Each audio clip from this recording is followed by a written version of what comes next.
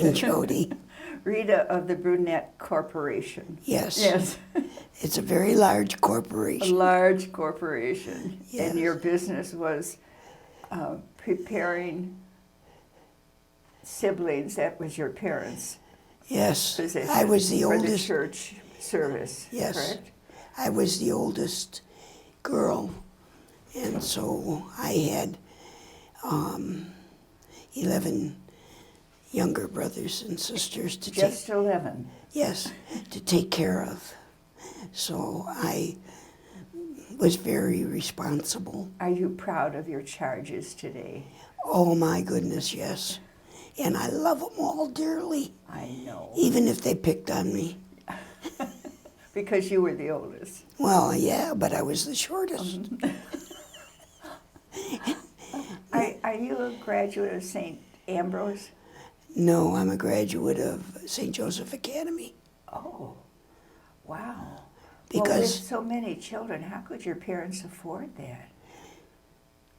wasn't that, my mother said, if that's what you think God wants you to do, we'll take care of it. Oh my golly. And I don't know how they did it. But I didn't pay regular tuition because I was in the, what do you call that? Works. Prep school. Oh, prep.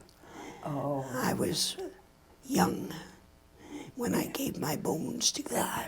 Young in it, but in your prime. Yes, but in my prime. Who were some of the preps with you?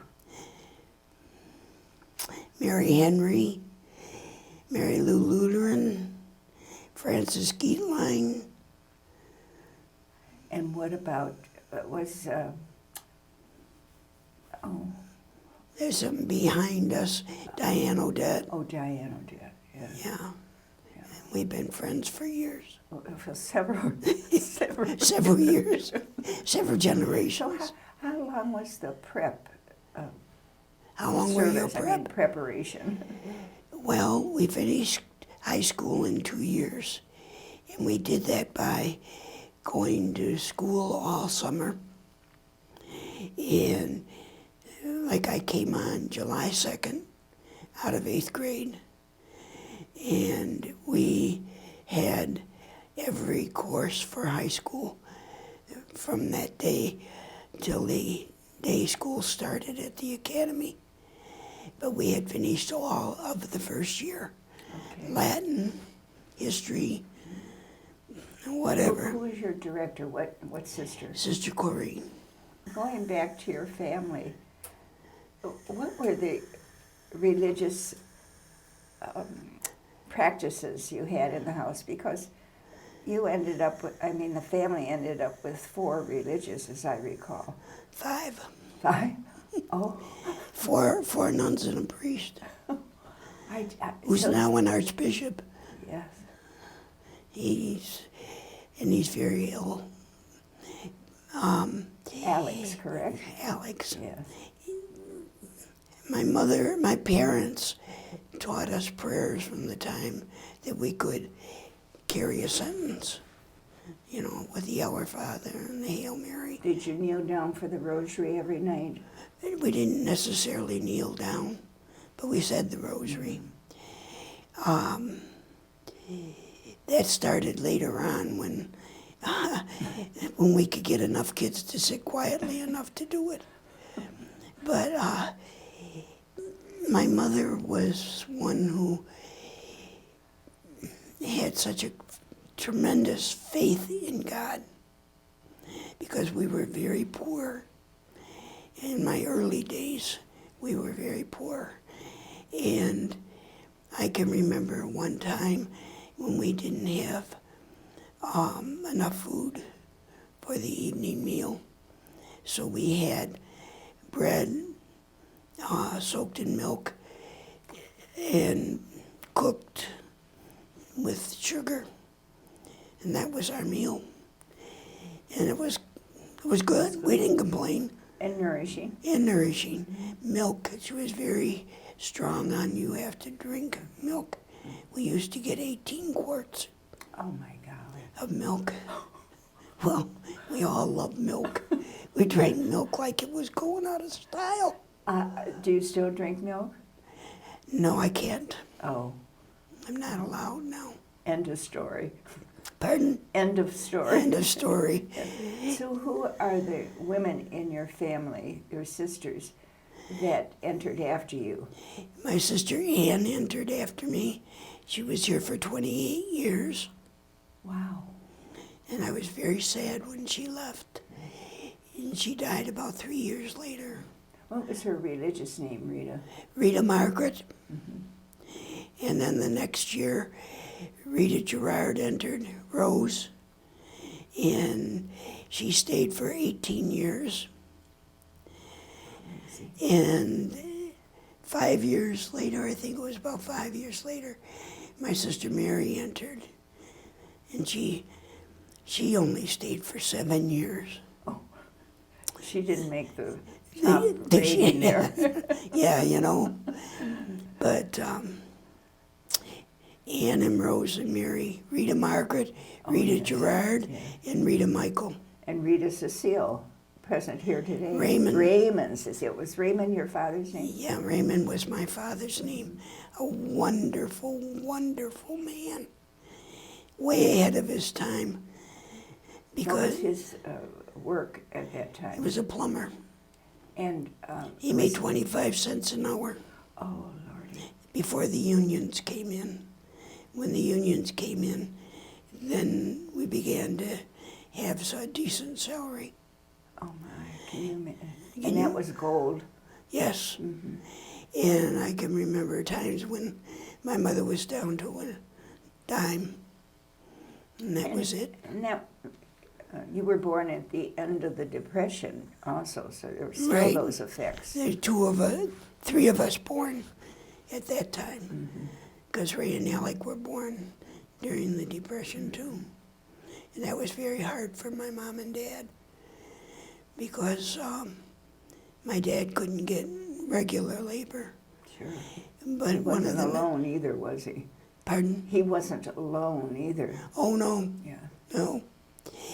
But one of the nice things that happened to him was that the sisters, the IHM sisters, when they were building Monroe, during the Depression, they said that they would hire relatives of the sisters so that they would give them an occupation.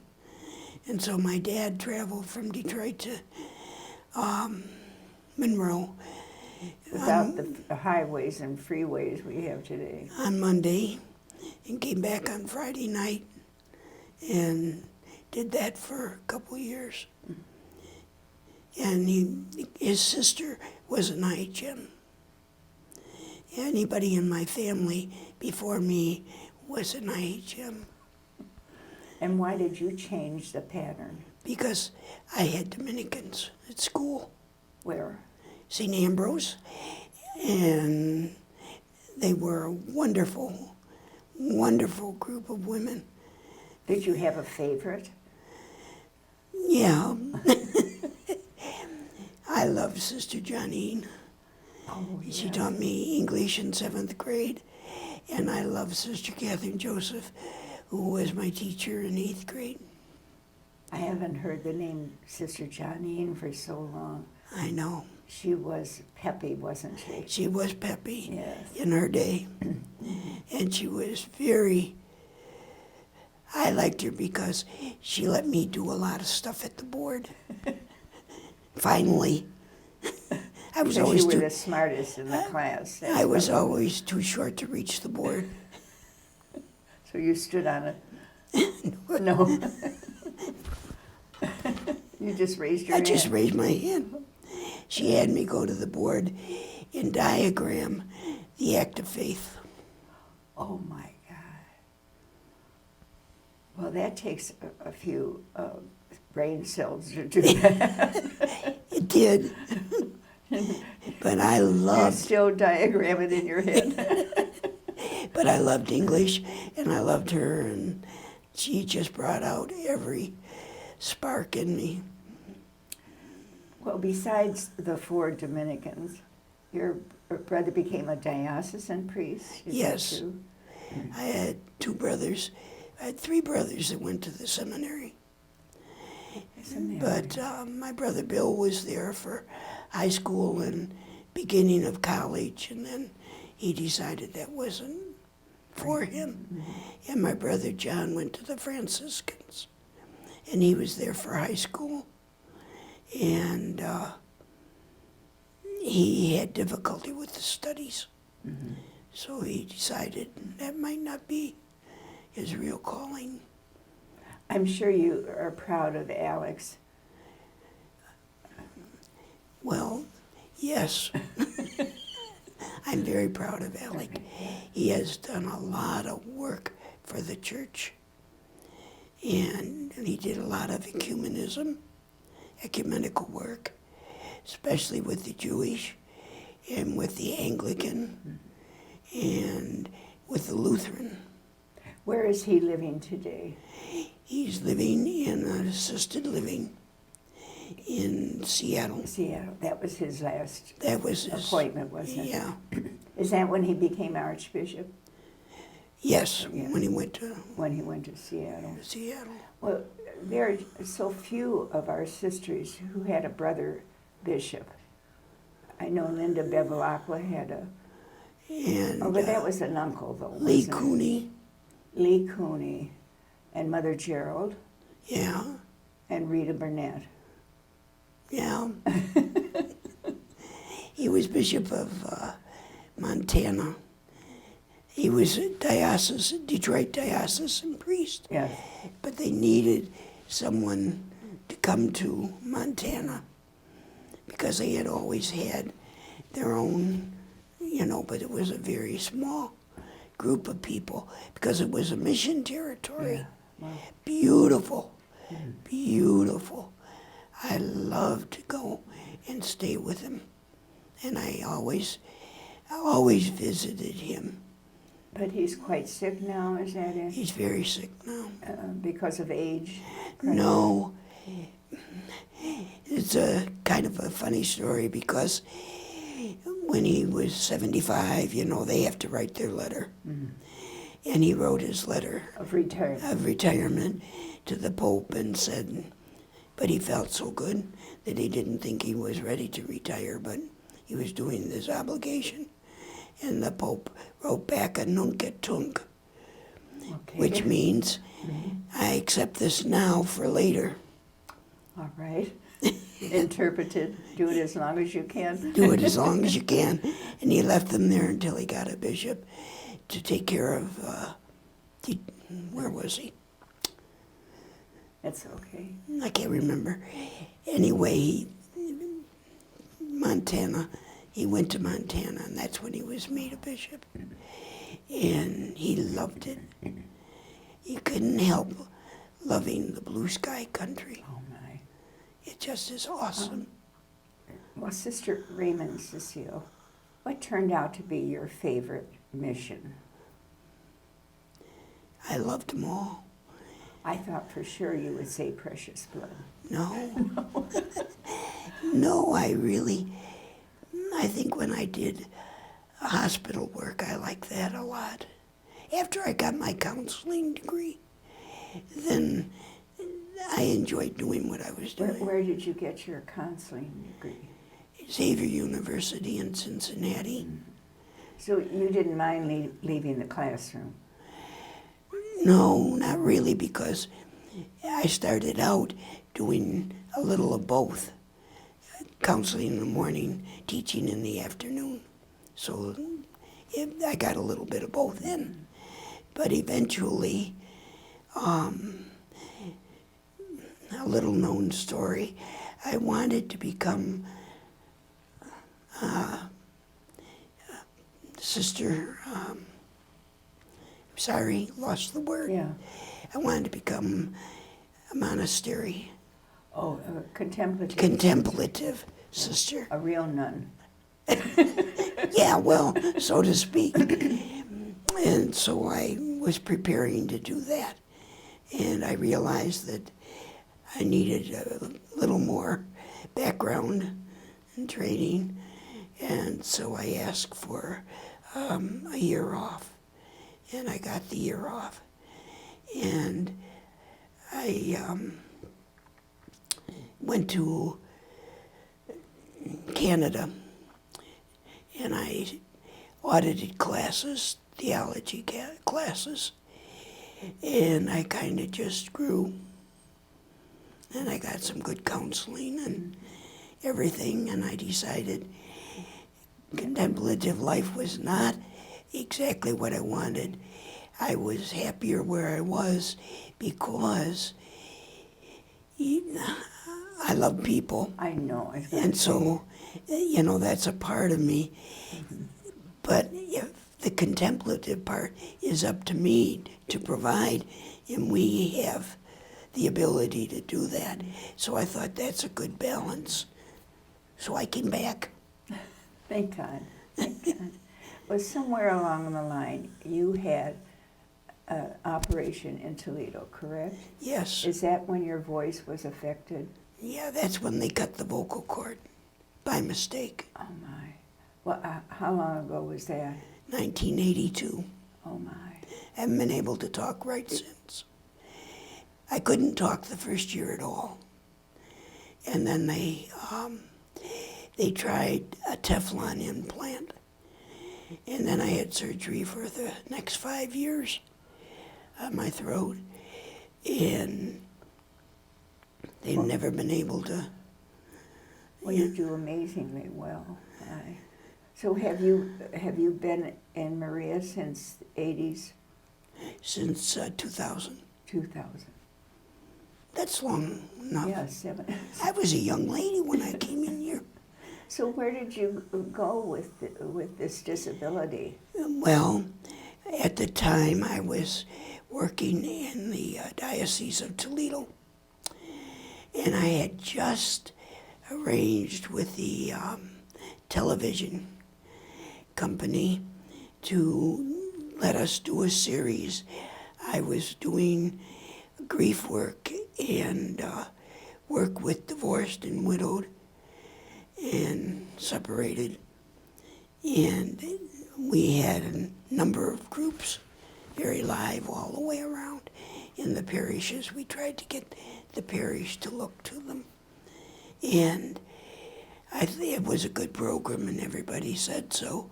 So I thought, why don't we put it on and see if that will reach more people? However, this happened like about a week before the initial thing. And they gave me this box, because that's all it was. It's a box that hung over your shoulder. Your voice came out of here, because I couldn't talk up here. Mm-hmm.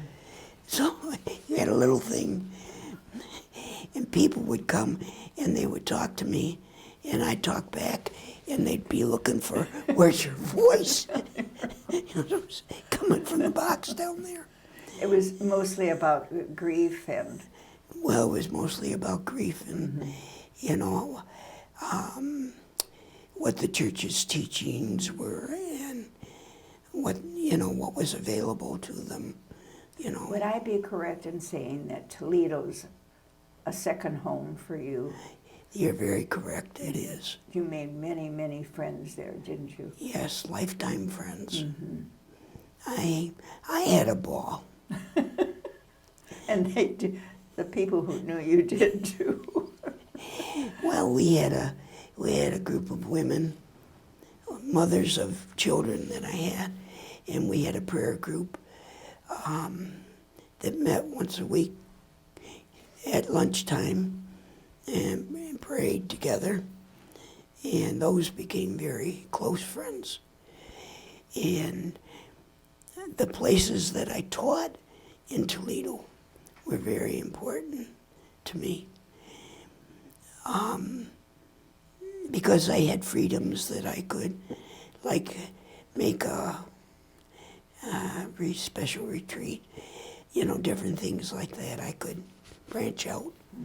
Cecile, I got very involved in Cecile work.